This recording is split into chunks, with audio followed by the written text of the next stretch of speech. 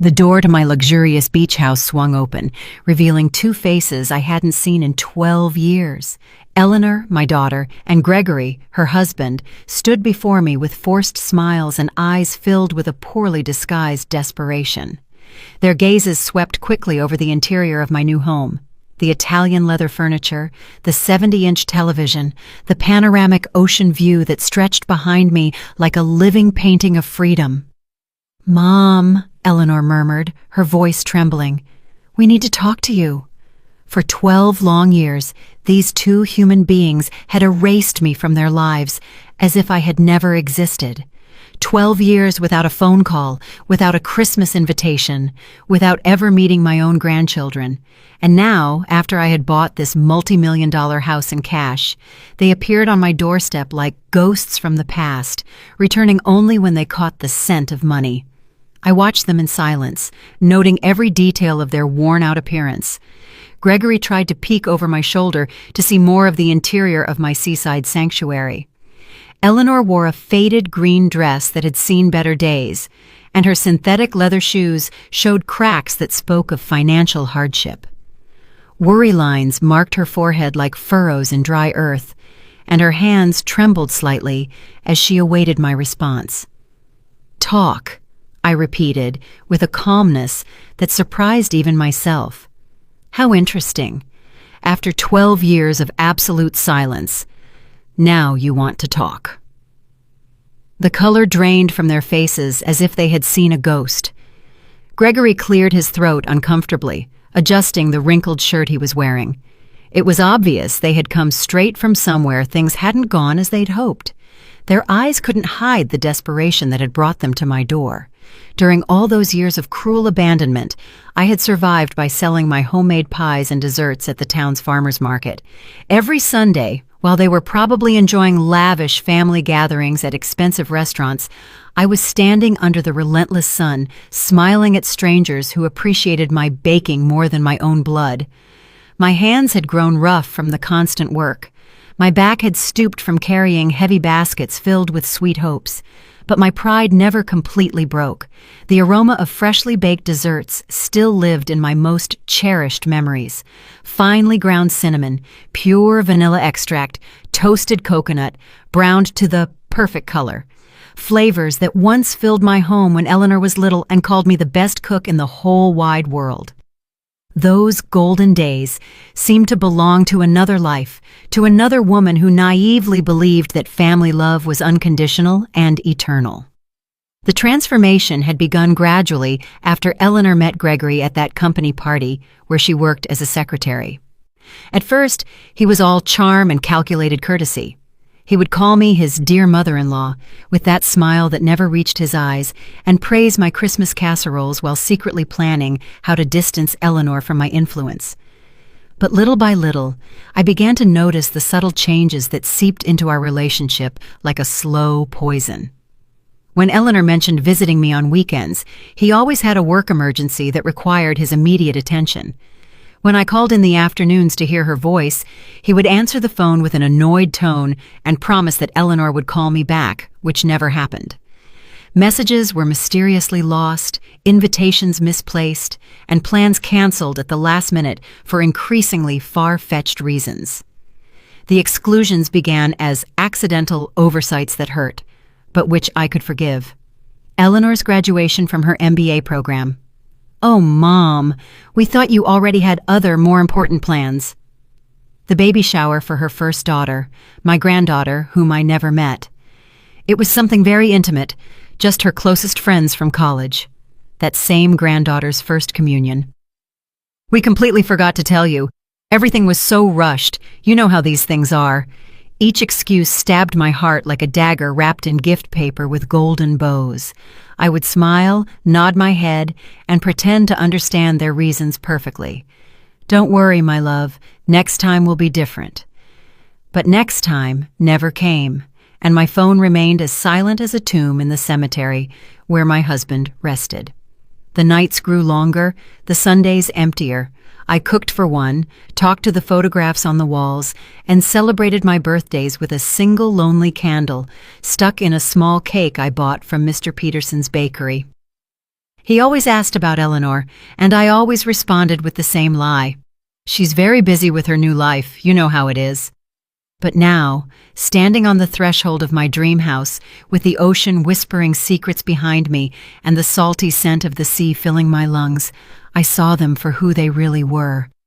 I invited them in with an elegant wave of my hand, watching as their eyes widened at the sight of the luxury that now surrounded me. The Italian marble floor gleamed under the natural light, pouring in through the enormous windows, reflecting their small, nervous figures. Eleanor walked behind Gregory like a shadow, keeping her head down while he appraised every piece of furniture, every work of art, every detail of my new reality with the poorly concealed greed of a professional appraiser. "Sit down," I said, gesturing to the cream-colored leather sofa that had cost more money than they had seen together in years. "I suppose after so much time, you have a lot to tell me." Gregory cleared his throat, adopting that important man posture he always used when he wanted to impress someone. "Annabelle, we know it's been a few years since we've spoken, but 12 years, I interrupted him with a firm voice. "Not a few years, 12 exact years since you decided I didn't exist." Eleanor finally looked up, and I could see tears welling in her eyes, but they no longer moved me as they once had. I had cried too many nights alone to allow her calculated tears to manipulate me now. "Mom, it wasn't our intention. Things got complicated. Gregory's job, the kids—" "The kids I never met," I replied, feeling the rage that had been contained for years begin to boil inside me. "My grandchildren, who grew up without knowing they had a grandmother who would have loved them unconditionally." During those 12 years of forced exile, I had built a routine that kept me sane. Every morning I got up at 5, preparing my desserts with the same dedication I once put into caring for Eleanor when she was a baby. The pie crust required patience. The exact point of the caramel needed constant attention, and the baking time did not forgive mistakes. Those recipes had become my salvation and my livelihood. Sundays at the farmer's market were my time for social interaction. Older women like me would come to buy my sweets, and we would end up talking about our lives, our absent children, our postponed dreams. Martha, a 72-year-old widow, became my confidant without either of us planning it. She too had been abandoned by her children after they married. She too knew the pain of being invisible to those who were once the center of your universe. Children think that once they form their own family, we parents no longer matter, Martha would tell me as she bought 3 pies to take to her neighbors. But when they need something, oh, then they remember we exist. How prophetic that conversation had been. Now, watching Eleanor wring her hands nervously while Gregory mentally calculated the value of my new life, I understood perfectly what Martha had meant.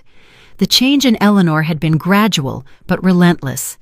During the first few years of her marriage, she still called me occasionally, but the conversations became mechanical, filled with awkward silences. Gregory was always present in the background, clearing his throat or making comments that cut our talks like sharp blades. "Your mom always has some drama," I heard him say once when Eleanor thought she had hung up the phone. "My mother never bothers us with her personal problems." Her personal problems. That's how Gregory had classified my loneliness, my natural desire to maintain contact with my only daughter, my need to be part of her new family. Everything I felt and needed had been reduced to personal problems that disturbed their perfect married life. The family invitations began to arrive less frequently until they disappeared completely. First, it was Thanksgiving dinner. "This year will be something small, Mom. Just the 4 of us." Then Christmas. "The kids are sick. We'd better postpone it." Then the birthdays. Everything got complicated with Gregory's work. Each excuse was accompanied by empty promises about a next time that never came.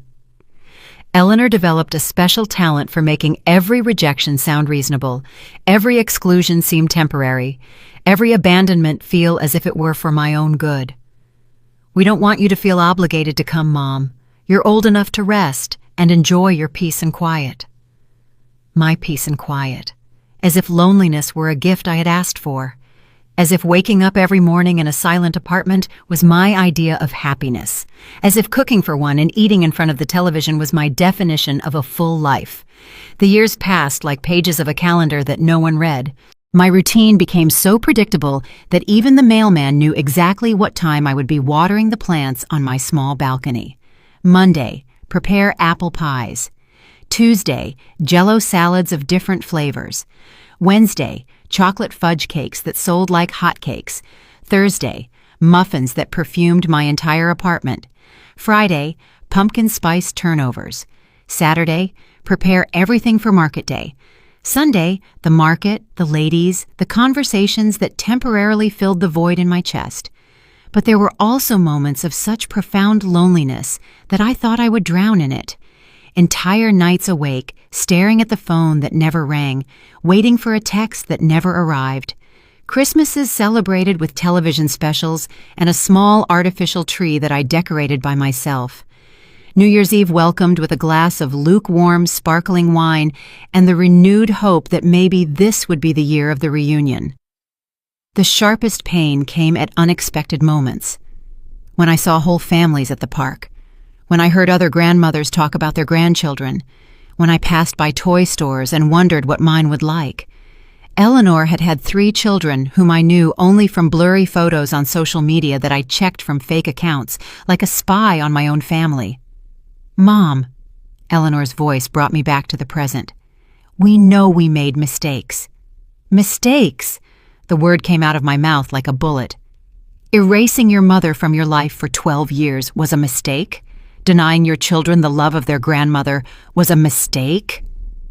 Gregory shifted uncomfortably in his seat, finally understanding that this conversation was not going to unfold as he had planned.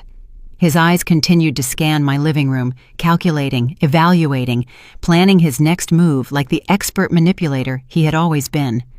They weren't mistakes, I continued, feeling the truth pour from my throat like hot lava after years of being contained. They were conscious, calculated, cruel decisions. You chose to erase me from your lives as if I were an old piece of furniture that was no longer useful to you. Eleanor began to sob, but her tears no longer had the power to disarm me as they once had. I had cried alone for too many nights, wondering what I had done wrong, how I had failed as a mother, why my unconditional love had not been enough to keep my family together. Mom, please, let us explain. Eleanor tried between sobs. Explain what? My voice rose without my being able to control it. Are you going to explain to me why I didn't know my granddaughter when she took her first steps? Why I wasn't there when my grandson lost his first tooth? Why I spent 12 Christmases cooking for no one while you built family memories without me? Gregory finally spoke, using that condescending tone he had perfected over the years. Annabelle, we understand that you feel hurt, but families sometimes need space to grow. It was nothing personal against you. The laugh that escaped my throat sounded so bitter that even I was surprised. Nothing personal, Gregory? You turned my daughter into a stranger. You planted poison in her heart against me. You decided that I had no place in the life you were building. I remembered with painful clarity the day Eleanor communicated her final decision to me. It was a rainy Tuesday in October, exactly 12 years ago. She arrived at my apartment with an expression I had never seen on her face before. Cold, distant, as if she were fulfilling an unpleasant obligation. Mom, Gregory and I have been talking, she began, without even accepting the coffee I had prepared for her as always. We think it's better if you have less contact with us for a while. Less contact? I asked, feeling the world sway beneath my feet. What does that mean? It means you are no longer welcome in our house. It means we no longer want you to call constantly. It means we need space to be a family without external interference. External interference.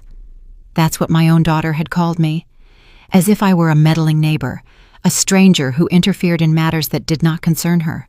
Not her mother, who had carried her for 9 months in her womb, who had spent sleepless nights when she had a fever, who had worked double shifts to pay for her college.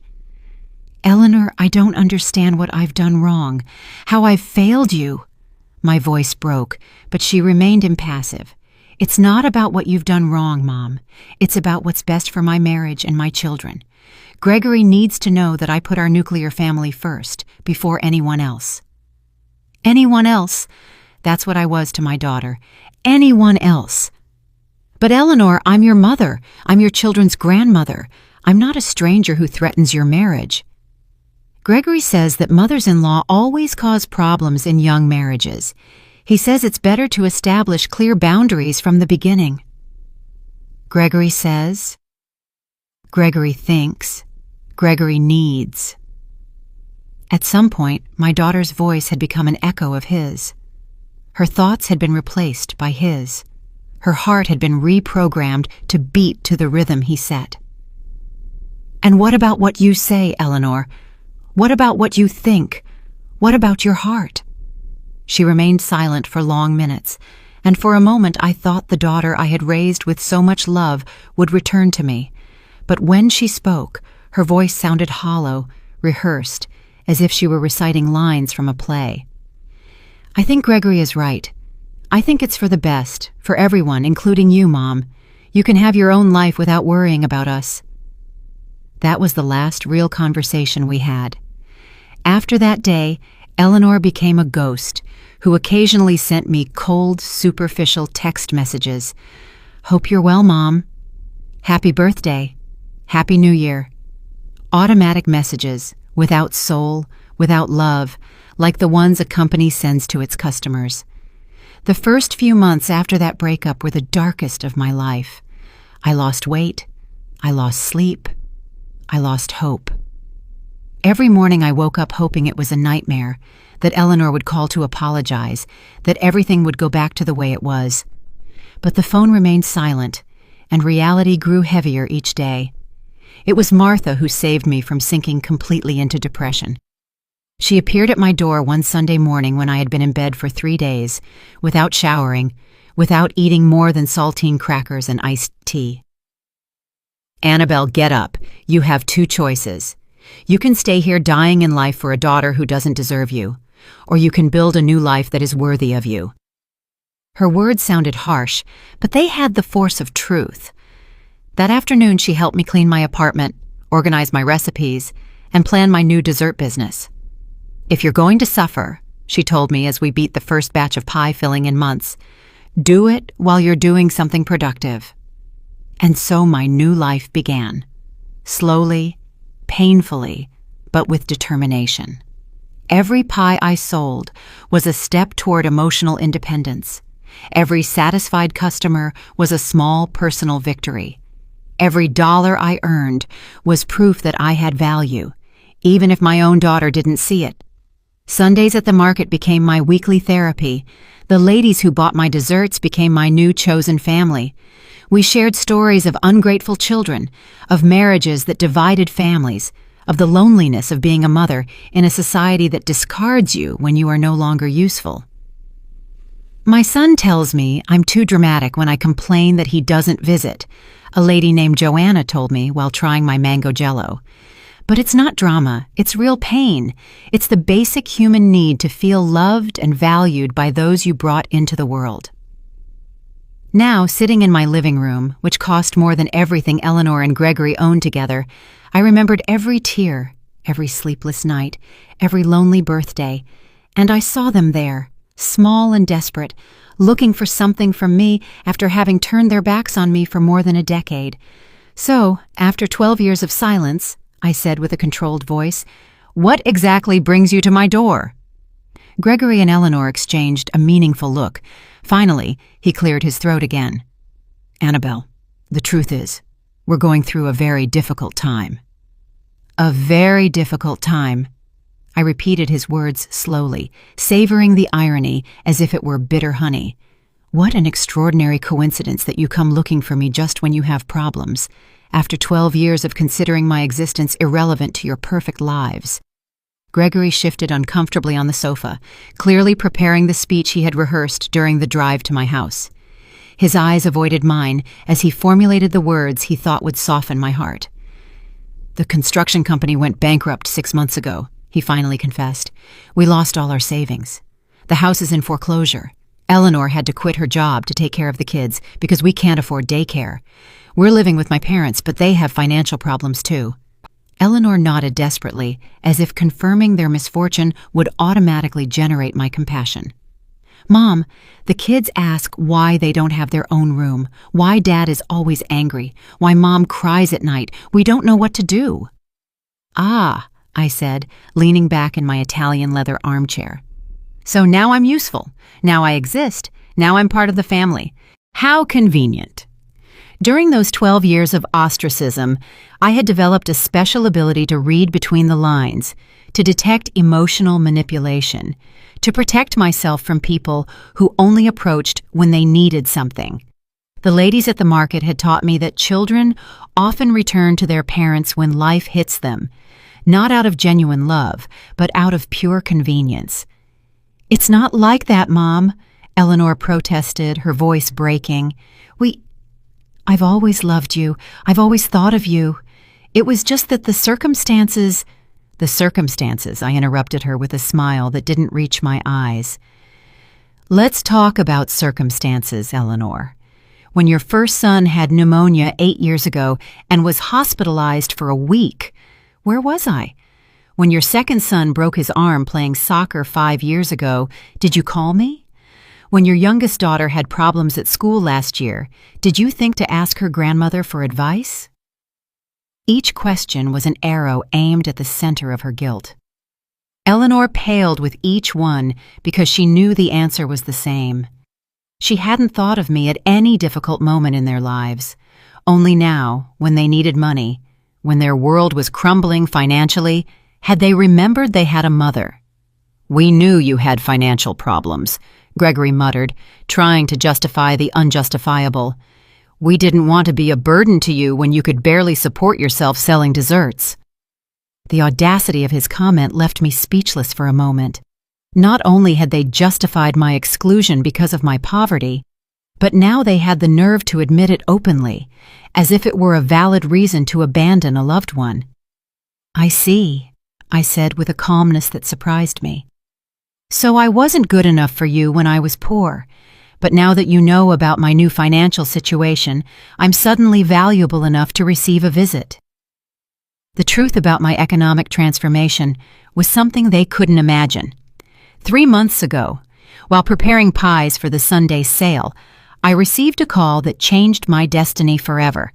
It was a lawyer from the city informing me of the death of my Aunt Joan, my late father's sister, who had lived in the United States for 50 years without our family knowing much about her.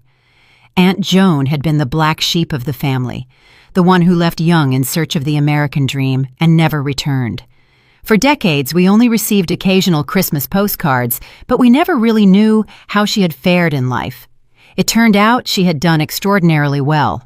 The inheritance included a house in Los Angeles that sold for $1.5 million, bank accounts with another $500,000, and several investments totaling another $2 million.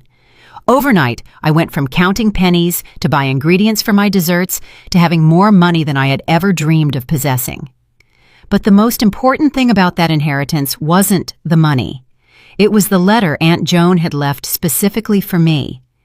In that letter, she told me how she had followed my life through social media, how she had seen my loneliness, my family's abandonment, my daily struggle to survive.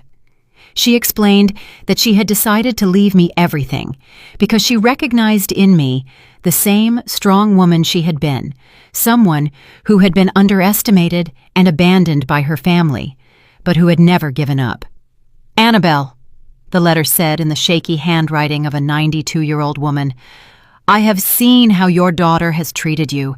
I have seen your dignity in loneliness.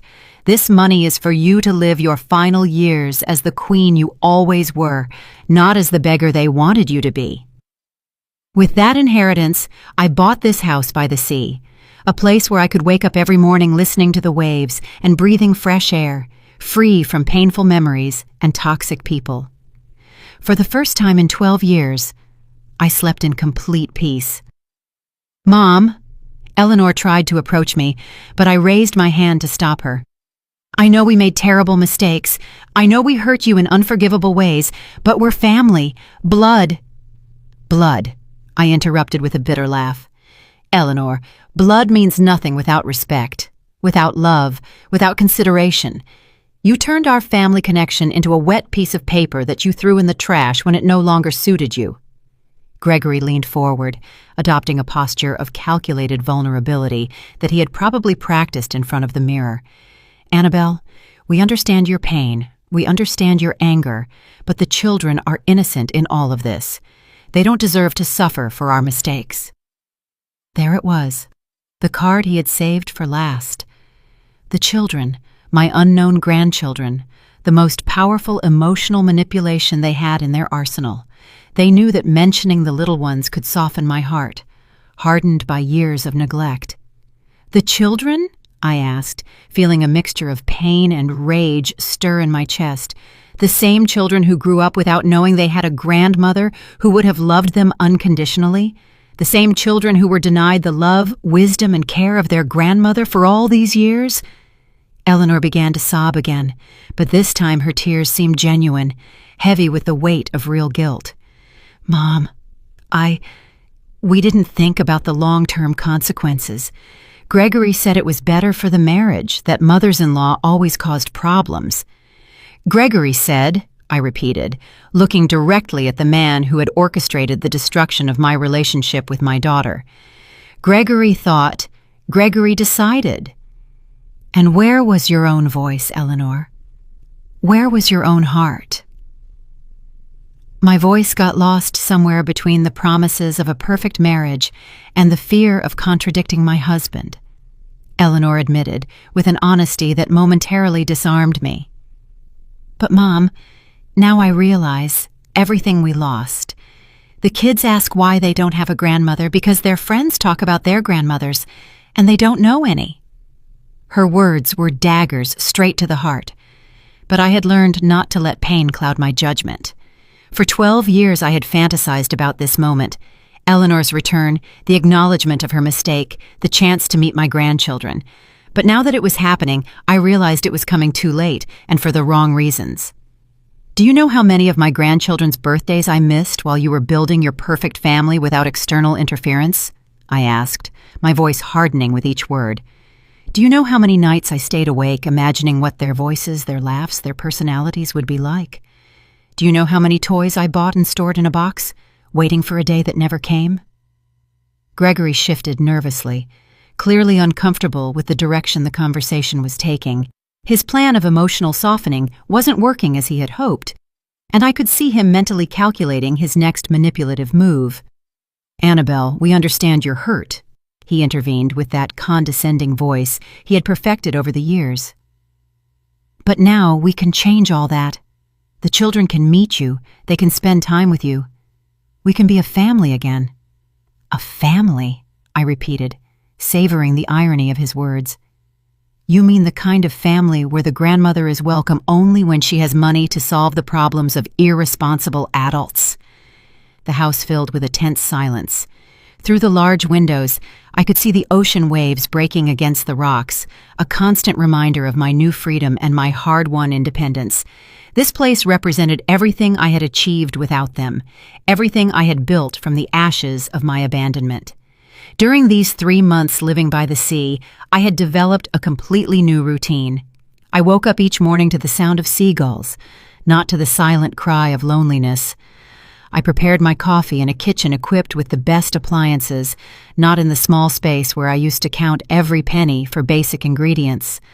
I walked along the beach at sunset, feeling the sand between my toes and the salty wind in my hair, free from the emotional heaviness I had carried for years. I had also started helping other older women who, like me, had been abandoned by their families. Martha had moved into an apartment near my house, and together we had created a small support group for ladies in similar situations. On Wednesday afternoons, we would gather in my living room to share stories, emotional survival strategies, and of course, my homemade desserts. Freedom, Martha had told me during one of those meetings, is realizing that you don't need the approval of those who hurt you to be happy. Her words had resonated in my heart like a bell of truth. For the first time in decades, I was living for myself, Not waiting for calls that never came, not cooking for children who didn't visit, not dreaming of family reunions that existed only in my imagination. Mom decided to come. You didn't come when I needed you. You came when you need me. I walked over to the window overlooking the backyard, where I had planted red roses that were blooming beautifully under the coastal sun. Those roses represented my rebirth, my ability to create beauty even after being cruelly pruned by those who were supposed to care for me. For all these years, I continued without turning to look at them, I developed a very simple philosophy about human relationships. People show you who they really are through their actions, not their words. You showed me that I had no value in your lives when things were going well. Eleanor came up behind me, and I could feel her trembling presence near my shoulder. Mom, we were young, stupid, influenced by wrong ideas about marriage and family, but we've grown up, we've matured. You've gone broke, I corrected her without turning around. You haven't matured, you've gone broke, and now that you need financial help, you suddenly remember you have a mother. The silence that followed was broken by the sound of my phone. It was Martha, probably calling for our weekly gardening session. I let it go to voicemail, but her call reminded me of something important. I had a full and satisfying life without them. I had genuine friendships, purpose, peace of mind. I didn't need validation from people who had treated me like a disposable object. Do you know what the most painful moment of all these years was? I asked, finally turning to face them. It wasn't when you stopped inviting me to celebrations. It wasn't when you stopped calling. It was when I realized that I loved you unconditionally, but your love for me had conditions that you never clearly explained. Eleanor began to sob again, but this time her tears seemed to come from a deeper, more genuine place. Mom, I love you. I've always loved you. It's just that I let others convince me that that love was problematic for my marriage. And now that your marriage is in a financial crisis, I observed, suddenly that love is no longer problematic. How convenient. Gregory had remained silent for the last few minutes, but I could see his mind working, calculating, evaluating, looking for a new angle of attack. He finally spoke, adopting a different tone, more direct and less manipulative. Look, Annabelle, let's be honest here. We need financial help. You have money. We're family, even if we've had problems in the past. Isn't it natural for family to help each other in difficult times? His brutal honesty was almost refreshing after so much poorly acted emotional manipulation. At least now we were speaking clearly about what they really wanted from me. It's interesting that you mention the concept of family helping each other, I replied with a smile that was anything but warm. Where was that family philosophy when I was working 14-hour days selling desserts to survive? Where was that family solidarity when I had to choose between buying medicine or food? Do you know what's the most pathetic thing about all this? I continued, feeling years of contained pain transform into a crystalline clarity that cut like a scalpel. That if you had come a year ago, when I was still living in that tiny apartment, when I was still counting coins to buy ingredients, I probably would have welcomed you with open arms. I would have cried with joy. I would have forgiven everything without conditions. I would have cooked for you until I dropped from exhaustion. Eleanor covered her face with her hands, her sobs now accompanied by a body tremor that showed the magnitude of her desperation.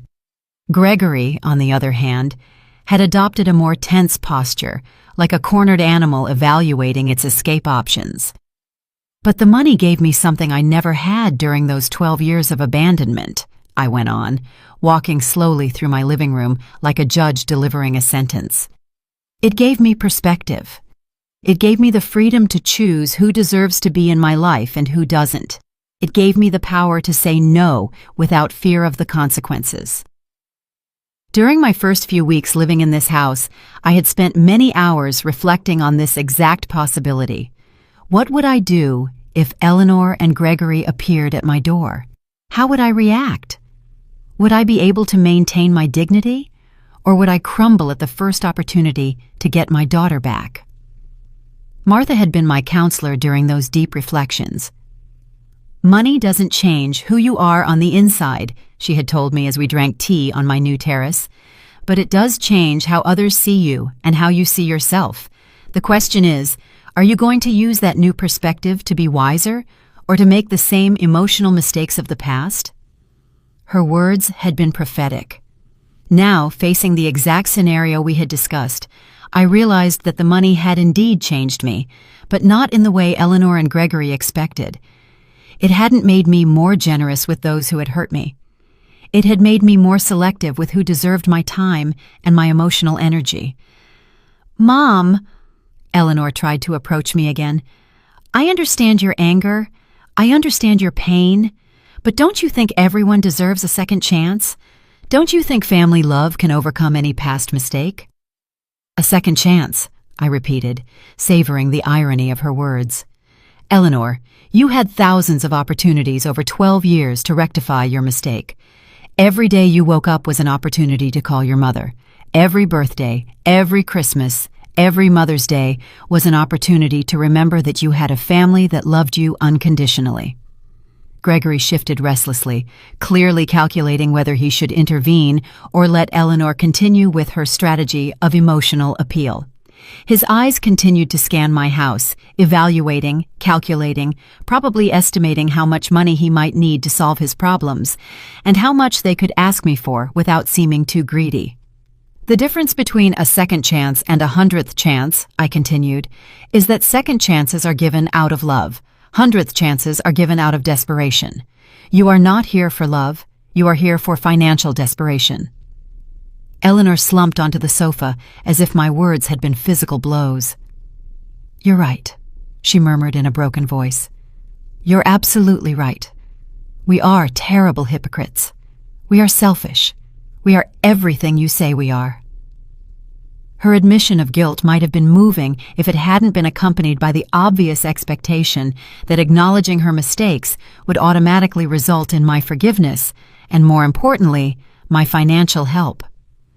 "Acknowledging your mistakes is only the first step, Eleanor," I explained with the patience of a teacher explaining basic concepts to a slow student.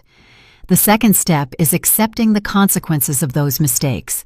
And the consequences of abandoning your mother for 12 years don't disappear just because you need money now." I went to the kitchen and started making coffee, not because I wanted to prolong this visit, but because I needed a moment to process the surrealism of the situation. After so many years dreaming of this reunion, the reality was much colder and more calculated than I had imagined. While the coffee was brewing, I could hear urgent whispers between Eleanor and Gregory in the living room. I couldn't make out the exact words, but the tone was clearly one of strategy and negotiation. They were recalibrating their approach, looking for new angles of manipulation. I returned with a tray containing a single cup of coffee. I sat in my favorite armchair and drank slowly, observing them like a scientist studying specimens in a laboratory. "Aren't you going to offer us coffee?" Gregory asked, clearly irritated by my lack of traditional hospitality. "No," I replied simply. "This is not a social visit. This is a negotiation. And in negotiations, hospitality implies equal positions. We are not in equal positions." Eleanor seemed genuinely hurt by my coldness, but Gregory showed an expression of reluctant respect, as if he were finally understanding that the woman in front of him was not the same one they had abandoned 12 years ago. "All right," Gregory said, adopting a more direct tone. "Let's talk clearly. We need $100,000 to save the house and start over. We know you have money. We know we're family. What do you need to hear to help us?" His question was so transactional, so devoid of genuine emotion, that it almost made me laugh. He had reduced 12 years of family abandonment to a simple business negotiation. What magic words did he need to say to access my money? "What I need to hear," I replied after a long sip of coffee, "is the truth about why you really excluded me from your lives. Not sugar-coated versions about youthful mistakes or external influences. The real truth." Eleanor and Gregory exchanged significant glances. It was clear they had prepared several versions of their story, but none had included the brutal honesty I was demanding. "The truth," Eleanor murmured, "is that Gregory convinced me that you were problematic for our marriage." "Problematic how?" I pressed, to cry again, but this time her tears seemed to come from a deeper understanding of what she had truly lost over all these years. "The children are going to suffer," I continued, feeling each word hang in the air like a final sentence. "But they are going to suffer the consequences of having parents who prioritized pride over family love, who chose control over connection, who considered money more important than relationships." Eleanor completely collapsed onto the sofa, sobbing with an intensity that would have broken my heart years ago. But the heart that beat in my chest now had been forged in the fire of 12 years of abandonment and had emerged stronger, wiser, more selective. "Mom," she whispered through her tears, "what can I do? Tell me, what can I do to fix this?" "Eleanor," I replied with a deep but serene sadness, "some things in life can't be fixed. Some decisions have permanent consequences. You decided that I wasn't valuable enough to keep in your lives when everything was going well. You can't expect me to now consider you valuable enough to rescue you when everything is going wrong." Gregory stood up with brusque movements, his frustration finally overflowing into pure anger. "You know what, Annabelle? You're right. You were a mistake from the beginning. You were a constant interference in our marriage. Eleanor is better off without your drama, without your constant need for attention, without your emotional manipulation." His words were like a final gift of clarity. After hours of masks and manipulation, he had finally shown his true essence. A man so insecure that he needed to isolate his wife from all sources of love and support to feel powerful. "Thank you, Gregory," I said with a genuine smile. "Thank you for confirming exactly who you are and why I made the right decision by not helping you." Eleanor looked at her husband with an expression of horror and belated understanding. "Gregory, did you really just call my mother's legitimate pain drama?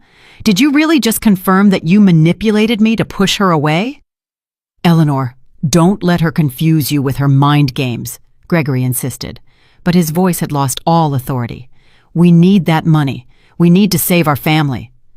"Our family," I repeated, walking toward the front door, "was destroyed 12 years ago when you decided that a loving mother-in-law was more dangerous than emotional bankruptcy. Now you are reaping what you sowed." Eleanor stood up, staggering, following me to the door with uncertain steps. "Mom, please, I swear if you help us now, everything will be different. I will be different. I will set boundaries with Gregory. I will defend our relationship." "Eleanor," I said, placing my hand on the doorknob, "you are promising to be different under extreme financial pressure. You are promising changes you haven't managed to make in 12 years of marriage. Why should I believe that this crisis will magically turn you into better people?" Gregory approached, adopting a more aggressive stance. "Annabelle, you're going to regret this decision. We're going to tell the whole town how you abandoned your own family in their time of need. We're going to make sure everyone knows what kind of mother you really are." His threat was so predictable, it almost made me laugh. It was the last desperate card of a manipulator who had lost all his power, the threat of destroying my social reputation. "Gregory," I replied with a calm that visibly disarmed him, "the town already knows exactly what kind of mother I am. They know that for 12 years I worked to the point of exhaustion selling desserts to survive. They know I never spoke ill of you despite your abandonment. They know I maintained my dignity even in poverty."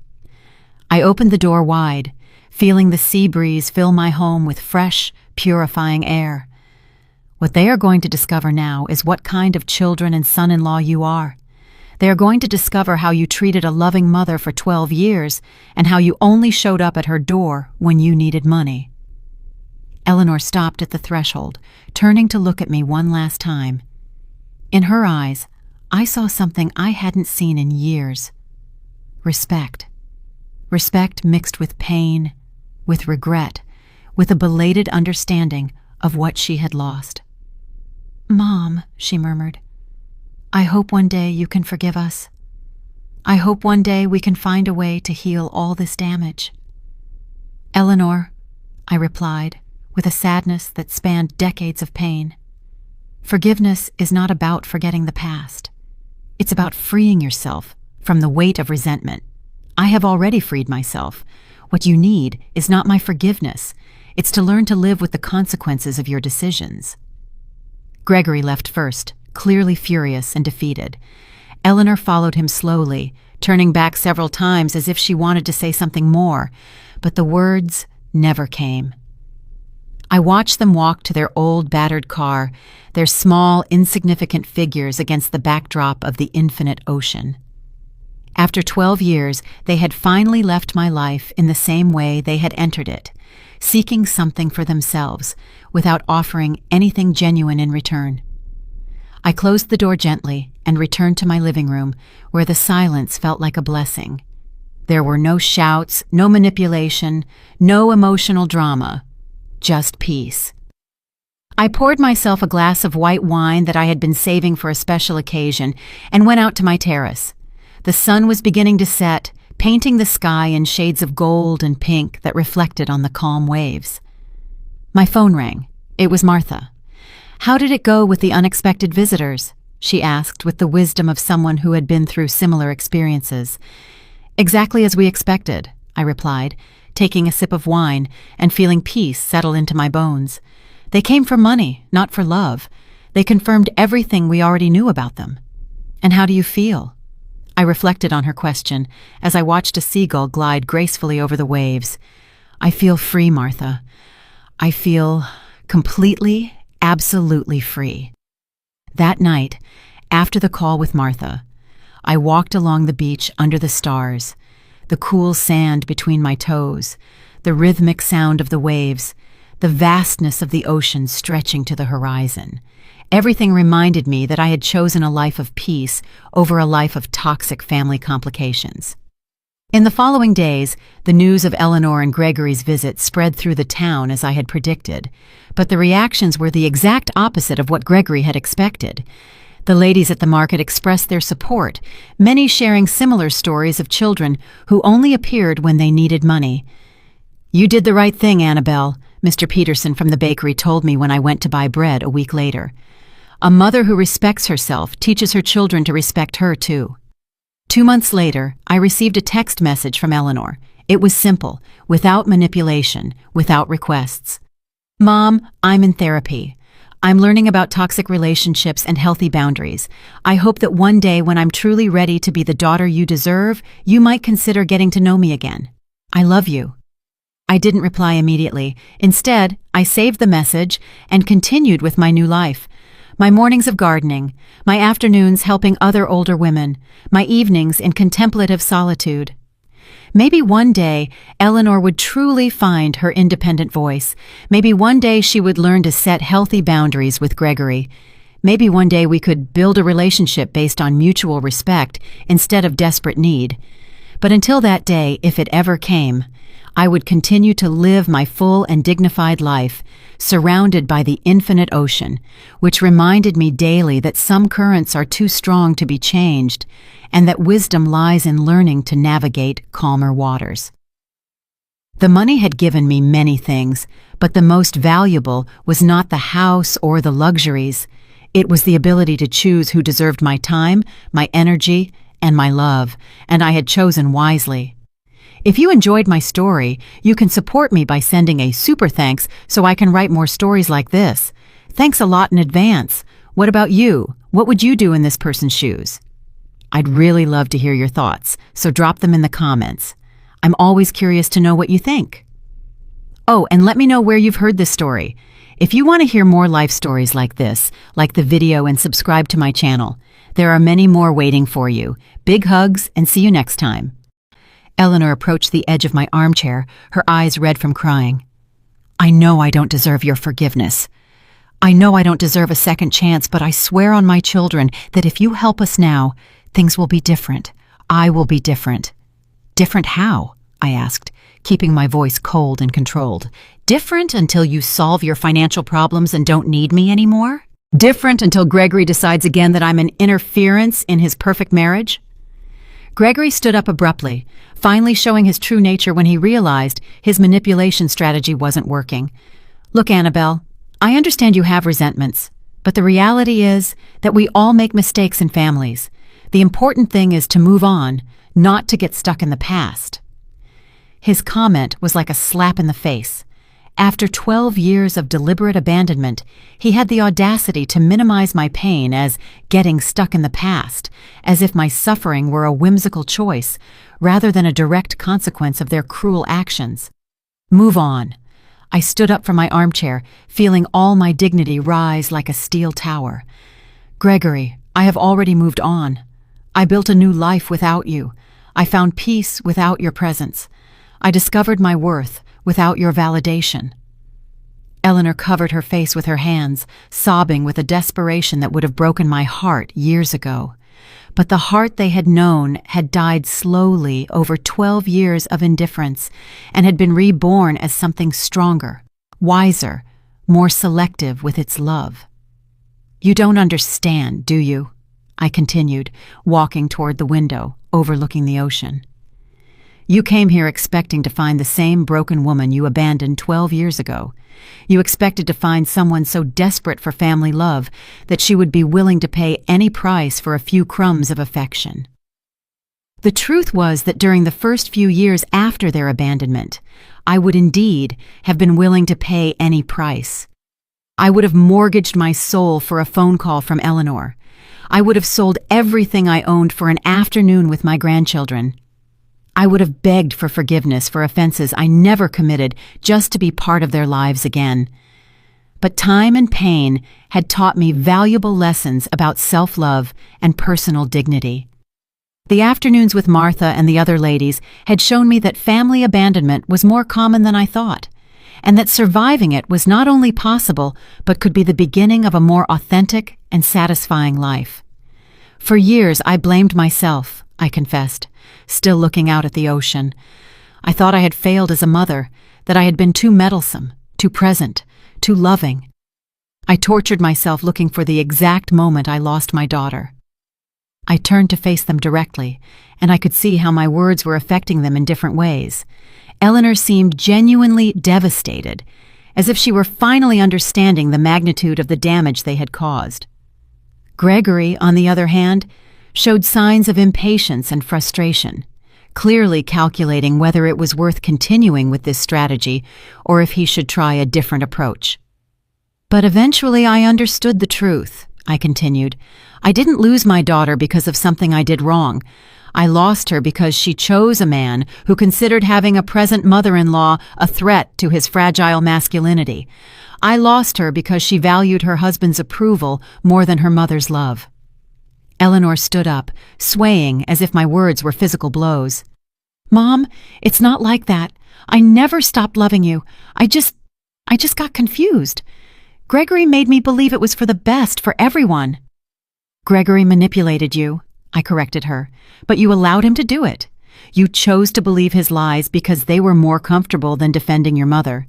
You preferred the artificial peace of a controlling marriage over the discomfort of setting healthy boundaries with your husband.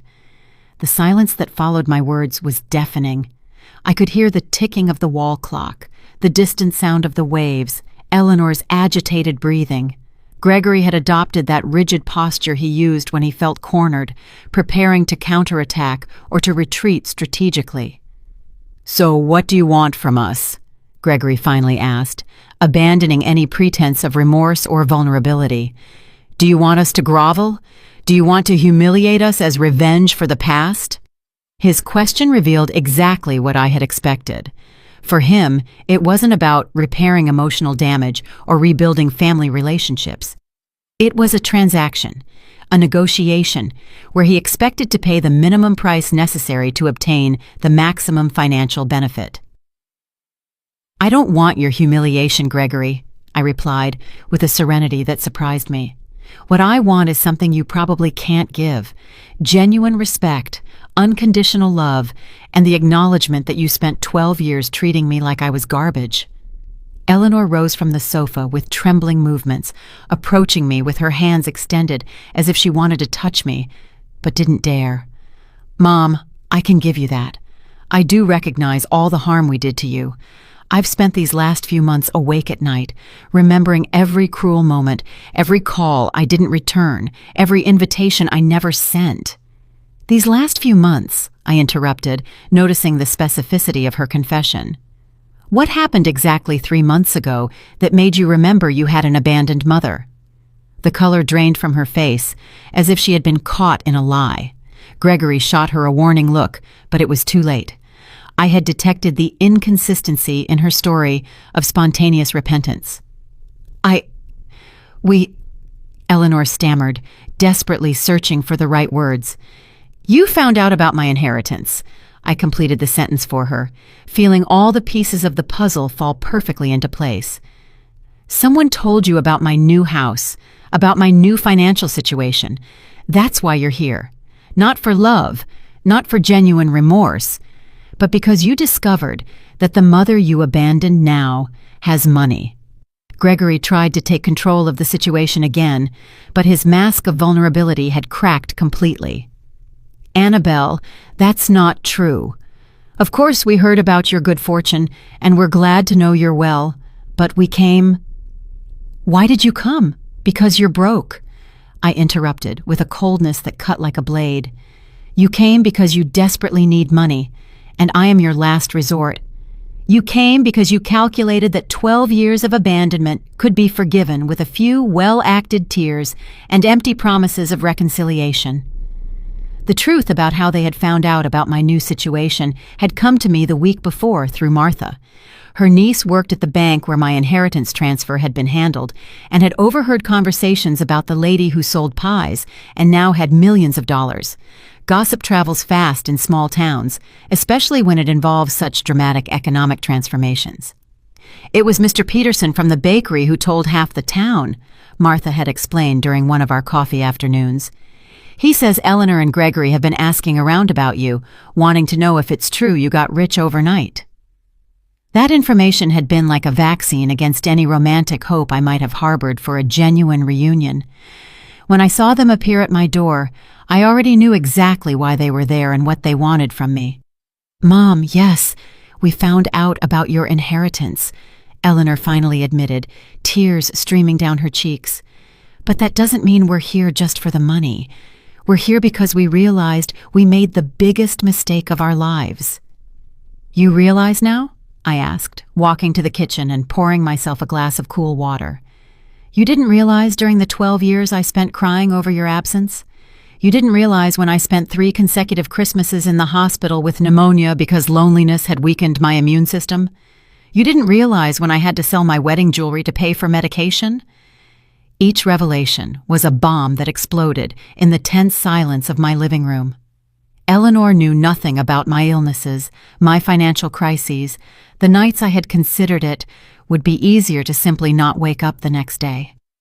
To her, I had existed in a time bubble, frozen at the moment of her departure, patiently awaiting her eventual return. "We didn't know," Eleanor murmured, but her excuse sounded hollow even to herself. "You didn't know because you never asked," I corrected her. "For 12 years you could have picked up the phone just once to find out how your mother was. You could have sent a text message asking if I needed anything. You could have stopped by my apartment to check if I was still alive." Gregory stood up abruptly, clearly frustrated that his plan of emotional manipulation was not yielding the expected results. "All right, Annabelle, we get it, you're angry. But we're here now. We're here asking for forgiveness, wanting to fix things. Doesn't that count for something?" His question revealed the depth of his misunderstanding of the damage they had caused. For him, forgiveness was something that could be obtained by simply showing up and apologizing, as if 12 years of emotional abandonment could be erased with one uncomfortable conversation. "What counts, Gregory, is the moment you